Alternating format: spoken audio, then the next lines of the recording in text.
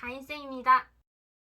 벨쌤이 던진 질문 잘 받았습니다. 레시피와 저작권에 대해서 좀 얘기를 해보려고 하는데요. 카피라이트라고 이야기를 하죠. 이게 제가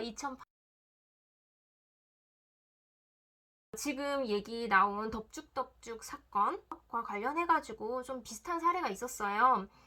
가짜 강식당 사례가 있었는데요.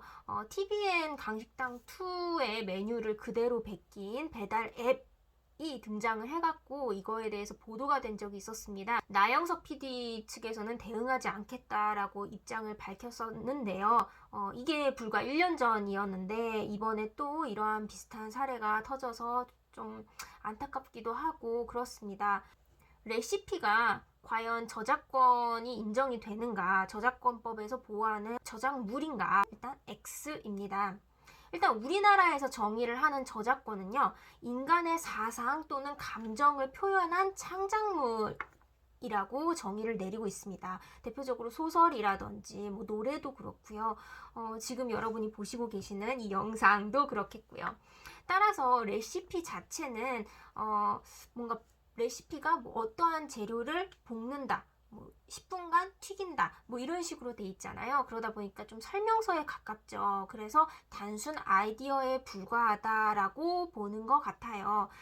그래서 레시피 자체는 이 저작권법에서 보호하는 저작물, 이 창작물로 보기는 조금 어렵다라는 의견이 지배적입니다. 하지만 이러한 논란이 우리나라에서만 있었느냐? 그렇지 않거든요. 특히나 미국 같은 경우에 이러한 저작권에 대한 인식이 강하다 보니까 계속 보도가 되고 있지만 현재 제가 알기로는 미국에서도 레시피 자체에 대해서는 저작권이 인정되고 있지 않다라고 합니다.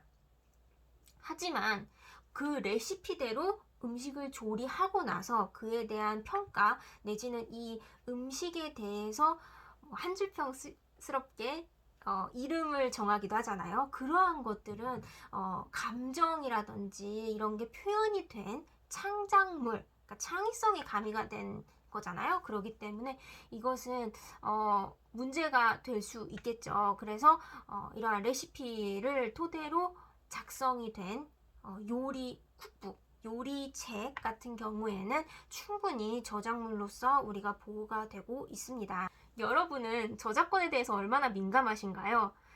저와 같은 30대 이상인 분들은 소리바다 굉장히 친숙하실 거라고 생각을 해요. 저 역시도 mp3를 사게 되면서 인터넷에서 그 당시에는 돈 한 푼도 내지 않고 다운을 받아서 썼습니다. 음악을 사서 듣는다라는 개념 자체가 좀 없었던 것 같아요. 2003년 이 정도였었는데요. 2007년에 돼서야 이 소리바다에 대해서 정확히는 소리바다를 운영하고 있던 사람에 대해서 음반사의, 여기서 중요한 건 가수의 저작권이 아닙니다. 음반사의 저작권을 침해했다는 대법원 판례가 이제 나오게 되었고요. 이 소리바다가 나타나게 되면서, 그러니까 한 2003년 그 정도부터였던 것 같아요. 그때 이후에 막 뉴스에서도 논문에서 출처를 제대로 밝히지 않았다, 논문 표절이다 라는 이야기로 굉장히 많은 교수들이 시끄러워지기도 했고요. 짜집기라는 표현도 이때 좀 많이 등장을 하게 되었던 것 같아요. 즉 2003년 이후부터 체감하기에 굉장히 이 저작권 내지는 표절 문제가 우리나라에서도 화두가 되게 되었다. 저희 영상 초반부에 보신 분들 아실 거예요.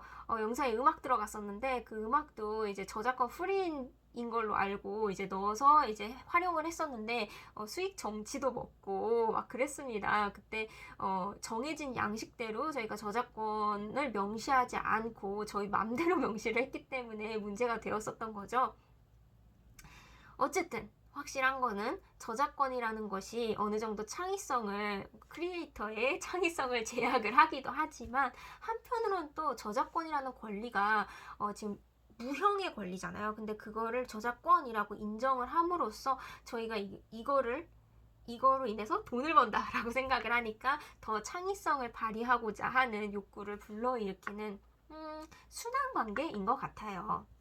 자, 그럼 다시 우리 예전 얘기로 돌아와서 그렇다면은 이 레시피, 저작권 인정되지 않으니까 맘대로 베껴도 되느냐. 제가 이 벨쌤이 이거 찍자라고 했을 때 딱 들었던 생각이 상법상의 상호였어요.